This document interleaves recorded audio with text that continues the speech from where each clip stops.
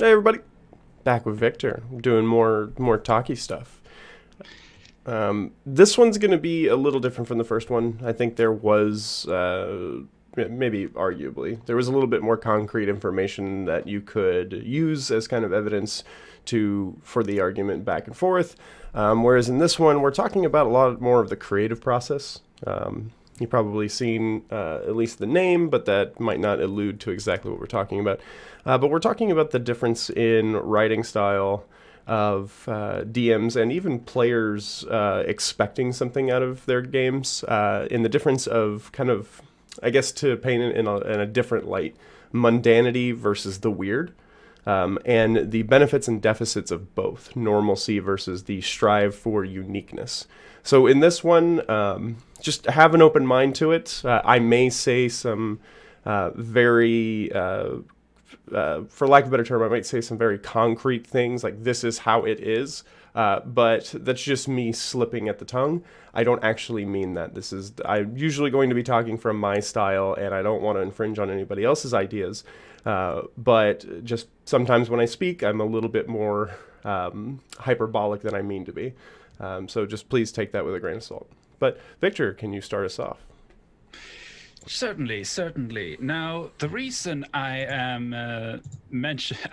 decided that this is the topic we need to do was because I watched your introduction prologue to Ties That Bind, a campaign that you've been doing for some time, and it reminded me of shall we call it a personal little thing regarding D&D that I've been dealing with for some time.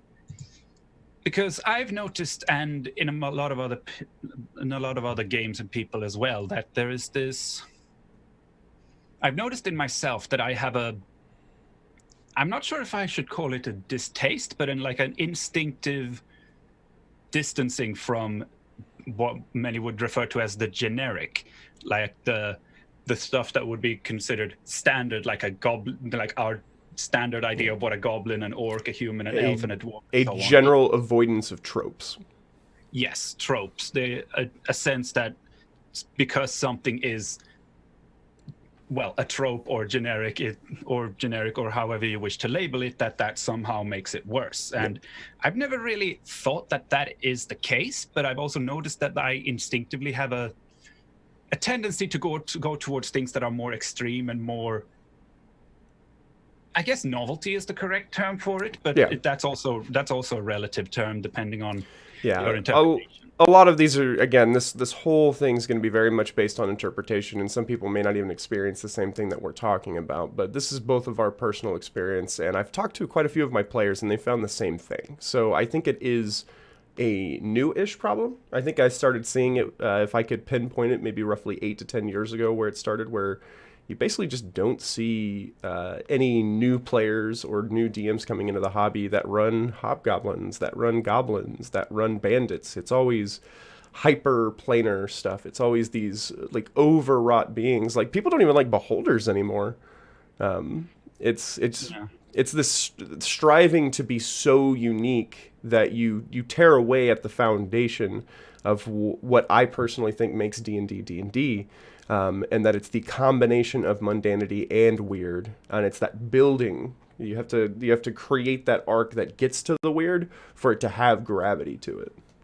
Yeah, that's a very important part to it. And as we've stated now for the third time, this is a very abstract discussion. This is not something that you can look up in a book and say that's how it is, unless you go for an extremely specific set of parameters. But I mean the example that the video Ties That Bind introduction pointed out to me was how, for example, this can be presented in how a set of characters start out. Yeah, that's a big thing for me.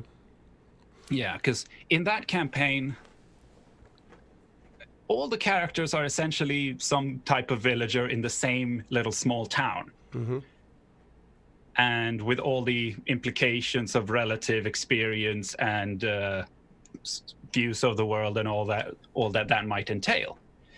Meanwhile, when I make a campaign, I think almost every time it has started out inside a major metropolitan place where almost every race imaginable can be seen moving about, and there's and there's ample opportunity for experience and every kind of, but not only that in terms of like the area, but also in that the characters themselves tend to have a much more, shall we say, spectacular beginning before they step into the story. And things have been much more dramatic already. And I think that's the current norm. Like, I think you are well within normal parameters of how D&D and the tabletop community plays as of right now. Yes.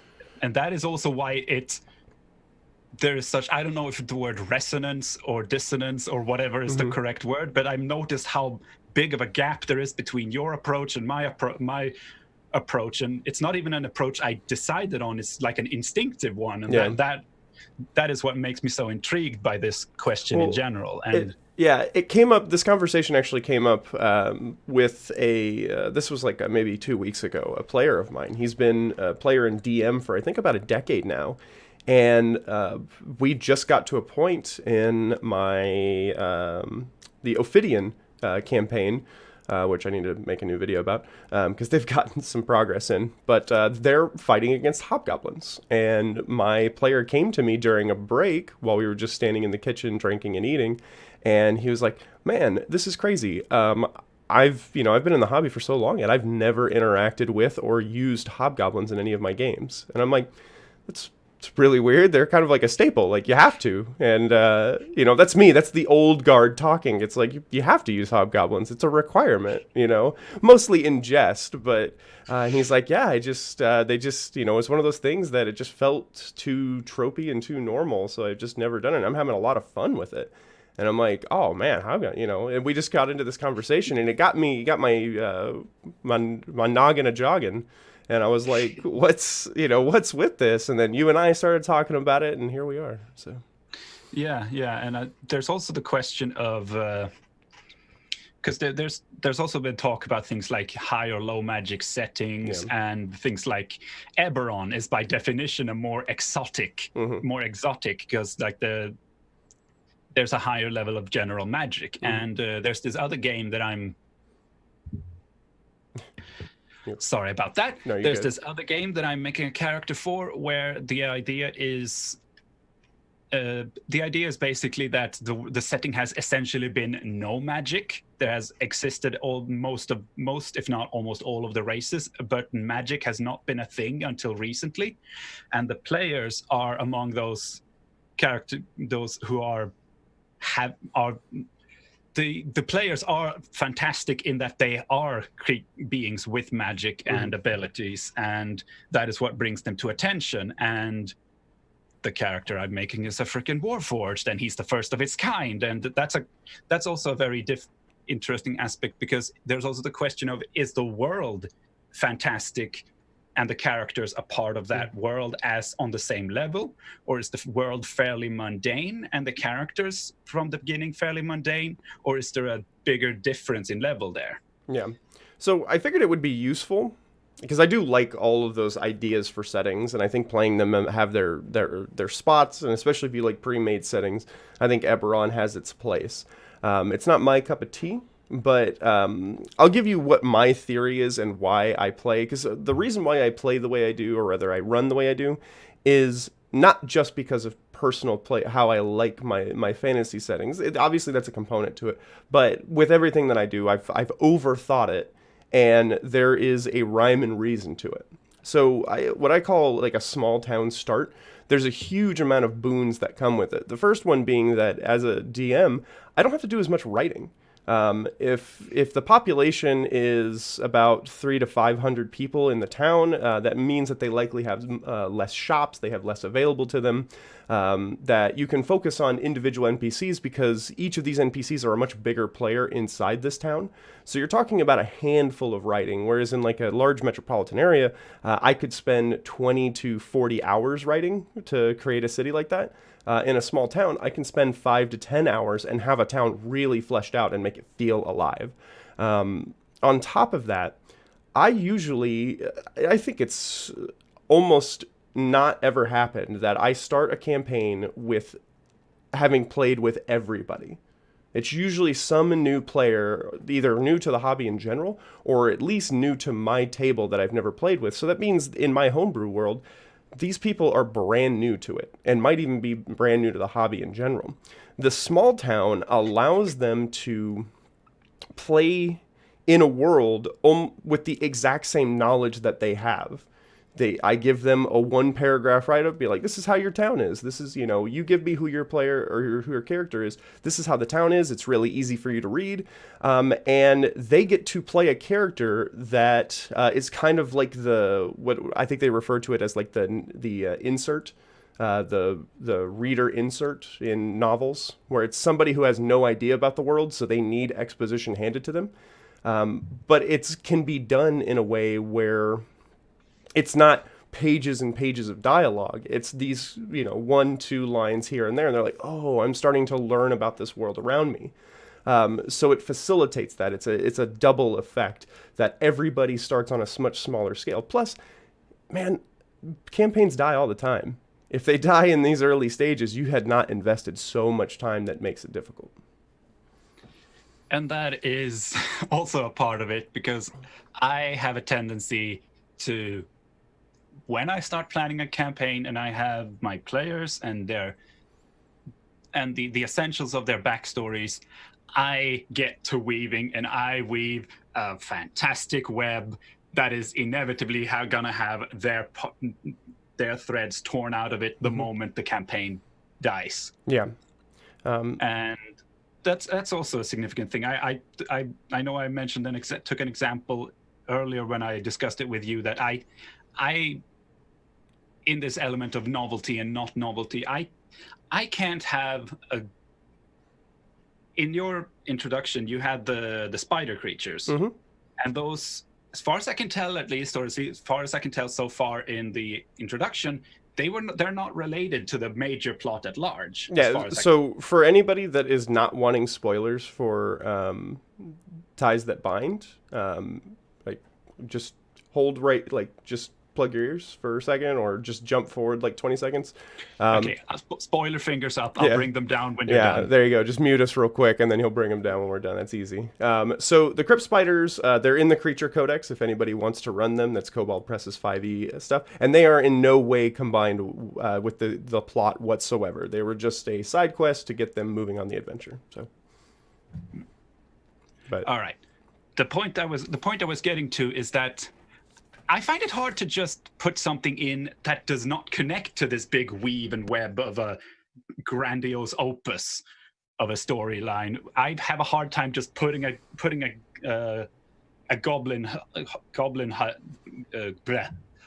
cave or something, and just letting it be a goblin cave that doesn't in some way correlate to the rest of the schemes or the stories and such. That everything has to be of significance somehow. Yeah. Like there has to either be that the goblins are being led on by something, or that there is something they're guarding that relates to something. I have a hard time just having individual things that don't connect to the rest. Yeah, that's something that I actually struggle with a little bit, because on one side of me, the DM in me, that gamifies things, is like, no, this would be a thing that happens, right? There would be forces in the world, factions in the world that are not directly connected to the narrative. The writer in me goes, why would we be focusing in this story on anything that's not directly engaged in the story? And it really comes down to how much gravity you want in your arcs, like how much. And realism is such a bad word. That's why I try to use gravity. But it does give you a sense of reality to these players if not everybody gives a shit about the higher machinations of some sort of old elder lich trying to do something. Like, some people just don't care. Yeah, and that's.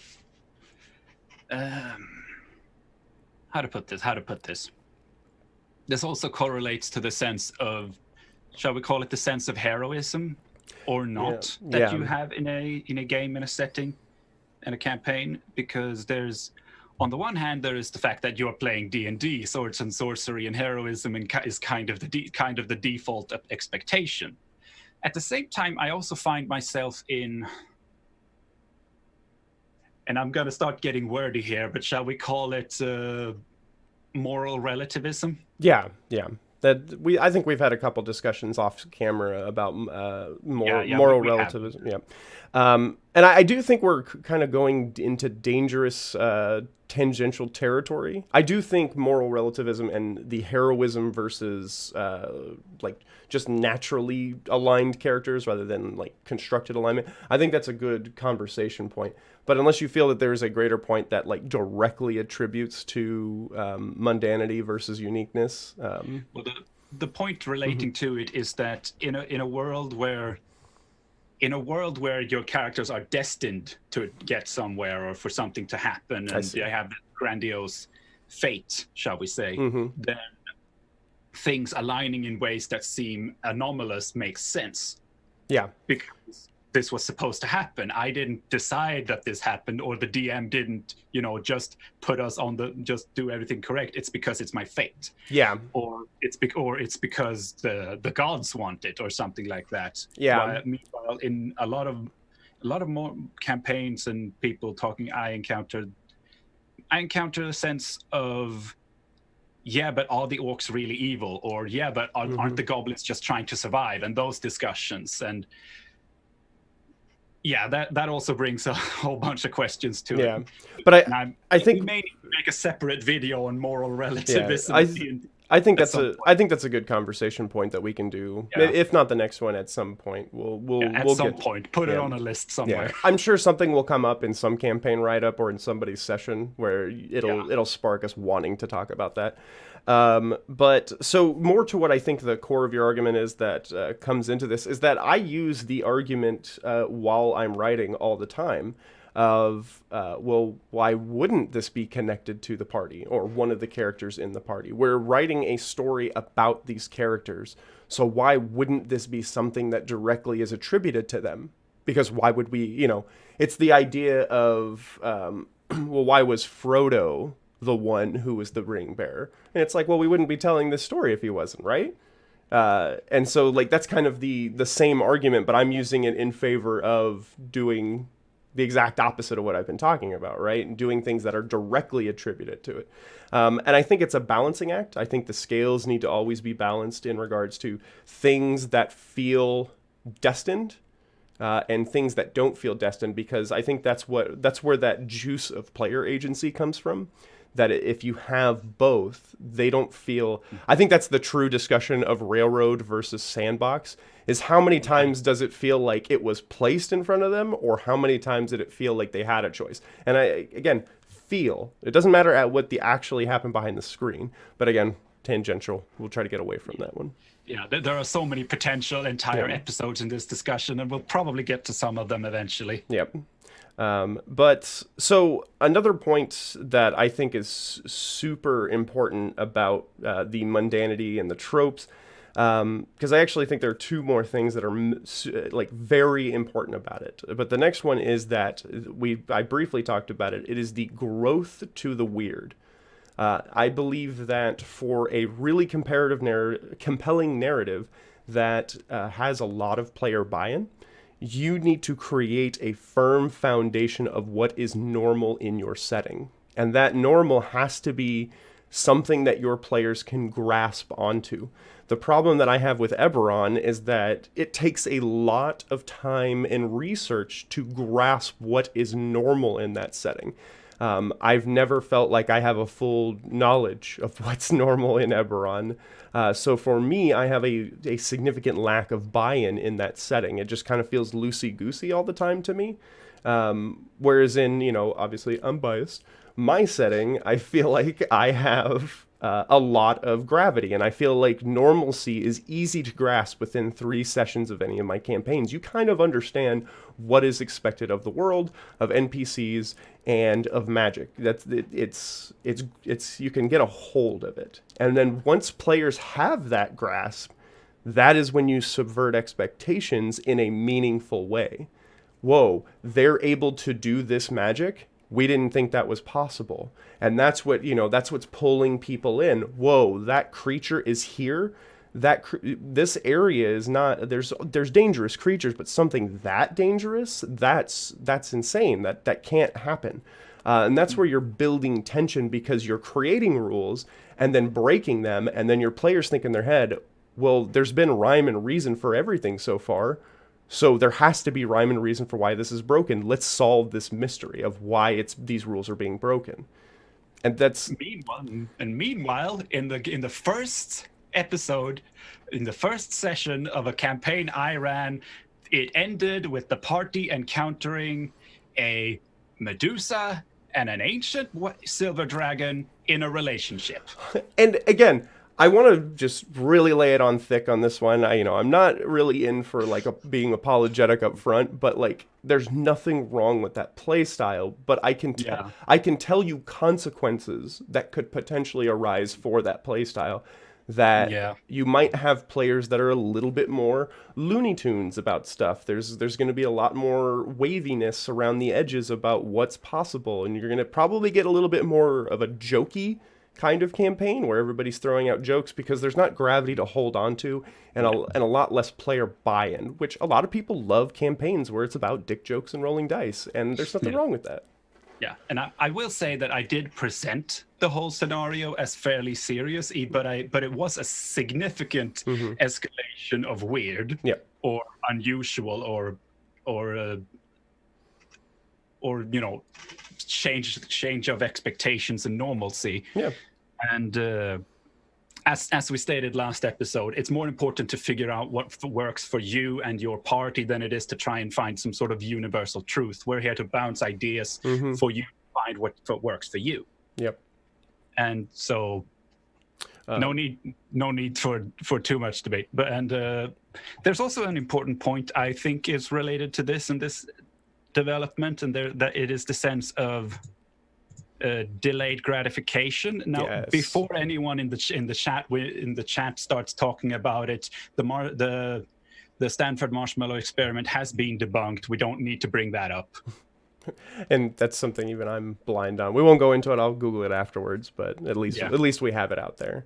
But yeah, delayed gratification is a huge aspect. I think a lot of D&D writing, and you can gain a lot of ground as a DM if you write with delayed gratification in mind, because you need to plant seeds.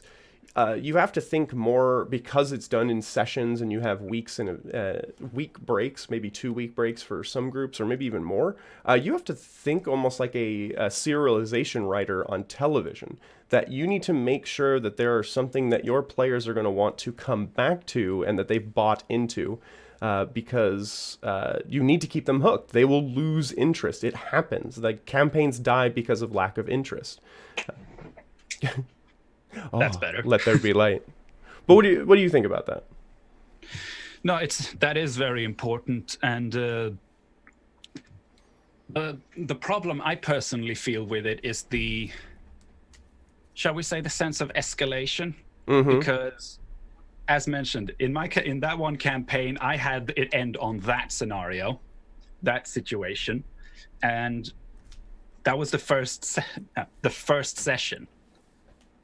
Now the second session, and I believe the third, was relatively more, shall we say, grounded. But the next time I want to present something interesting, it has to be really creative, because I've already presented that these kind of players, well, and I mean players not as in human players, but as in elements on the board, exist. And I also have to explain why the silver dragon, who is ostensibly a good person and literally working with in secret working with the guard of the city, is not just fixing everything on his own. Yeah, it's obviously you won't get this reference, but because we talk, you and I are friends. But it's the problem that I have with current superhero television series, is that they too rapidly try to top themselves. I don't know. Did you ever watch like Dragon Ball Z when you were younger? I did watch a couple series up until I watched until the Frieza saga, and at that point, it's Okay. like, well, they defeated something that literally destroys Yeah, planets in 2 minutes. I don't feel like I need to see the next session. so you will understand this reference then. It's the idea that if you escalate too quickly and you're trying to like, this is more powerful, this is more powerful, this is more powerful, and you do it to such a degree, you have nowhere else to go. It's just super noodly, and you're just like, well, everybody can destroy universes. And this is like instead of just being combat wise, but it's like the just like full on narrative and story version of that, where it's like, well, we've just started with Medusa and Dragon together, so like where's our next up? And you almost feel a narrative need to kind of go more than that, because there is an argument for a narrative necessity for higher expectations. So I could see where that would be a problem. Yes, indeed. And I will say that in like in session like 5 or something, they found an artifact that was supposedly smithed by Asmodeus himself. Oh wow, yeah. So there was a few sessions of relative normalcy, and then it just bam right back at it. Yeah. So there is a very wide gap between what's relatively normal and what's suddenly something massive shows up, and that's what I feel is, because when I've played in a campaign you were DMing, I did enjoy very much how grounded it was, but at the same time I felt this, and back on the topic of delayed gratification again, there was times when I felt like, when is something gonna happen? Yeah, I've been in talking to this barkeep for a while now. When's something gonna happen? One of the criticisms that I get, and often it's not stated as a criticism. People are just like more of a curiosity. Like they're just like, wow, that's different. My pacing is really slow. Comparatively to everybody else, I probably have one of the slower pacings out there. Like a small town with 300 people, you probably ultimately player agency plays a lot into it, but you could spend 7 sessions in that town with only quote unquote like 3 goings on happening. And for a lot of players, that's weird. Like that's really weird. So I get it. It's not for everybody. Yeah. You're also better at having more normal NPCs commonly interacting with the party. I have I essentially don't have NPCs that follow the party along, and if they do, they're essentially there to just follow what they're being told, more or less. Yeah, because they're there for manpower, not necessarily to be the driving force. Yeah. In any sense. But that could be a conversation as well. The purpose and use of NPCs, because I feel like they're very underutilized in a lot of campaigns, or utilized in a direction that I would consider less useful. Because when it comes to my NPCs, most of them are essentially like the NPCs in a Diablo game. They're more or less standing around town and talking to you about things and telling you things to do and trading with you, and that's essentially their role. Yeah, I don't mean this as a slight to you at all, but they're more two-dimensional NPCs. They don't really generally have goals and motivations that they're trying to maintain. They're more two-dimensional in their role. Yes. Maybe not in terms of character, but the role they're actually fulfilling are certainly much more two-dimensional. Yeah. And I do wish I could balance those out a bit more myself. But that's an acquired skill I'm going to need to work on. Yeah, as I always say, D&D is a skill. You need to work those D&D muscles. There's so many aspects, especially when talking about DMing, that you need to build up. And NPC writing and acting is one of those that is a learned skill. I think the last point that I have written for talking about mundanity versus uniqueness might be one of the most important for if you have new players to the hobby in your party. And that is, D&D has tropes for a reason.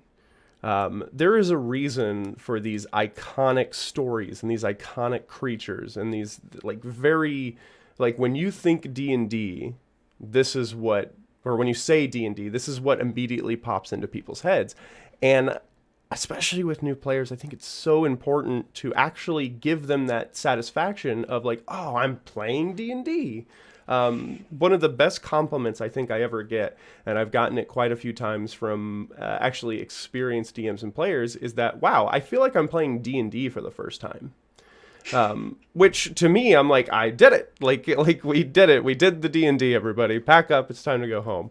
But the point being is like, use goblins, use hobgoblins, use beholders, use all this stuff that's super iconic, because that's what people want. That's why they came to play D&D. Your ideas are really good too, but you need to sprinkle in those expectations so that when people go and talk to others, it'd be like they have common shared experience. That's one of the big things that I think D&D is missing nowadays, and why the established settings are so important and so permeated in the zeitgeist. Like why people play Forgotten Realms, why people play Eberron, is because they want that common ground to discuss with people that aren't in their party.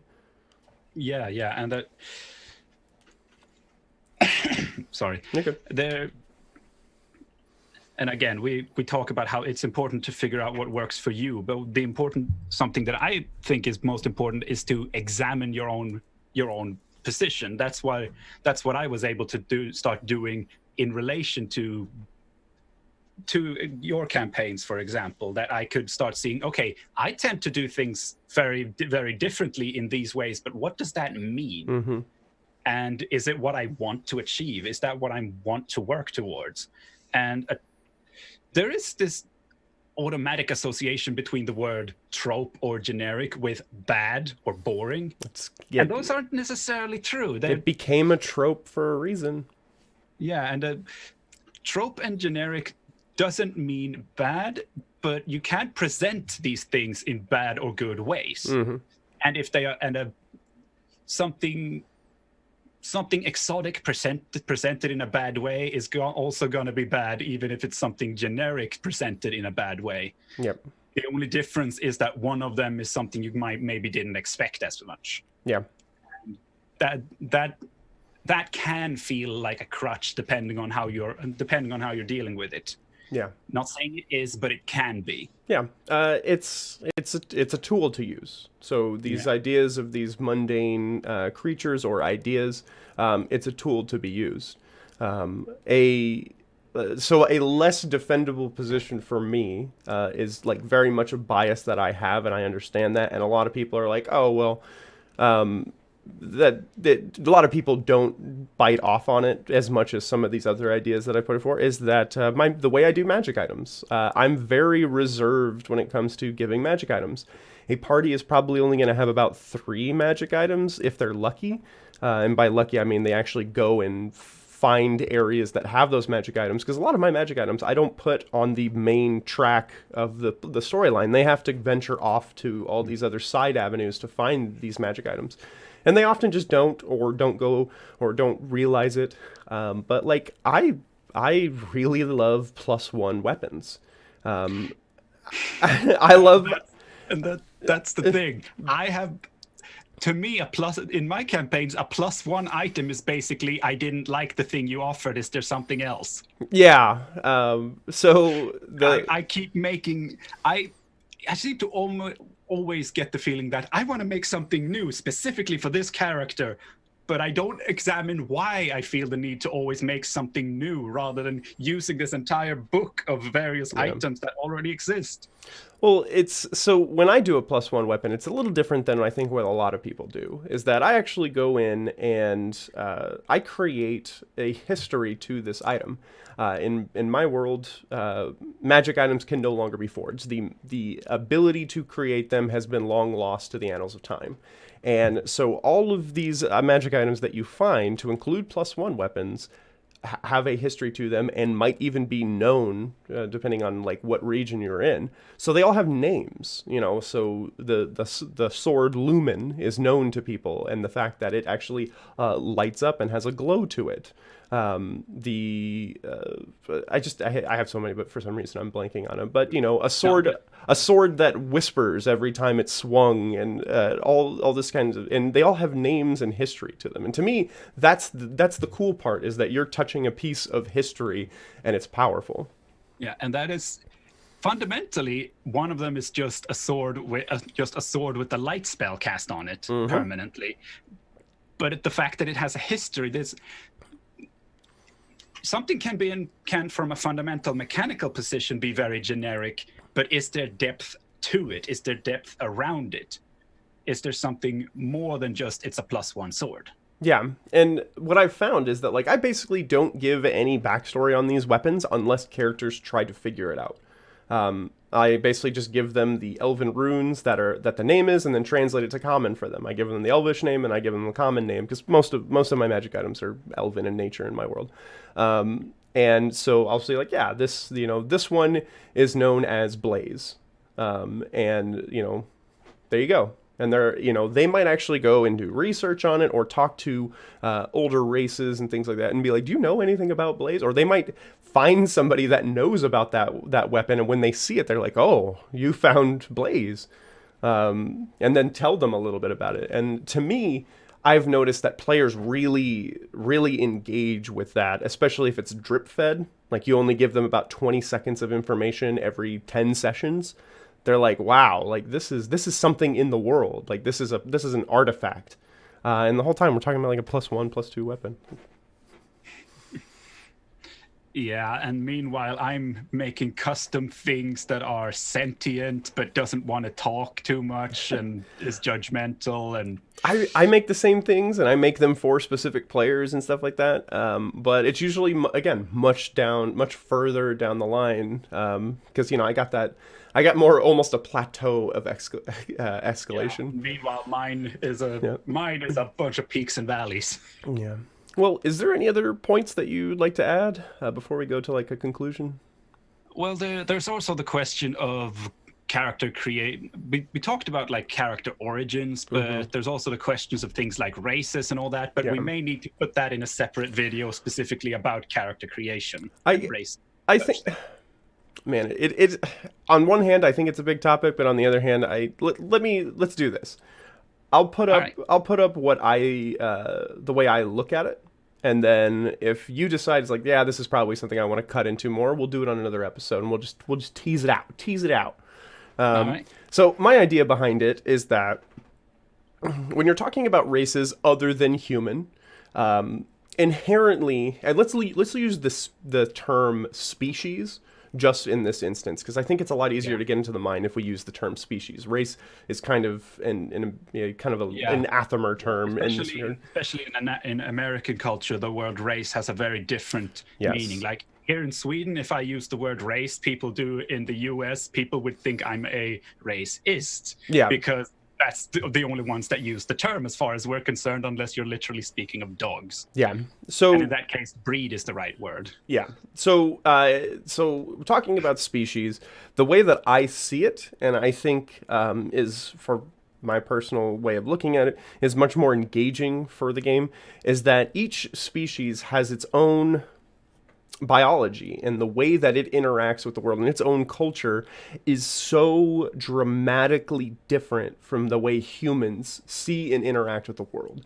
The best example that I like to give is an elf versus a human. An elf is likely going to live for about 1,000 years, depending on which lore that you use. A being that doesn't sleep, is innately magical, and lives for 1,000 years, and if you're using some backgrounds, goes through reincarnation, where they get the memories of a past life as they age. You are going to approach the world so differently. Your mind is effectively alien compared to a human, and the way that you do things. And every species is like that. And so to me, it's... And again, I'm going on rocky shoals right now, but to me, if you're a player and you're not taking that in consideration, you are doing a disservice to the idea of this species. If you are what my friend and I call just wearing funny hats, where you're a human but you have pointy ears. You're a human but you have horns. That's kind of how different races are played, and I find that such a disservice and uninteresting. I don't know. What do you think about it? We've had this discussion, and I refer to it as bells and whistles. And this is absolutely a discussion we need to have long form, because it's another one of those things that I really want to get into, and I really want to get better at, because I keep making characters that are basically just a human in an exotic culture, rather than being an an actual different race. Okay. Well, then we'll definitely put that one up to maybe have another discussion. It's something super passionate about, that I'm rather super passionate about. So I don't mind talking about that. It's a big topic, and I like talking about it. Yeah.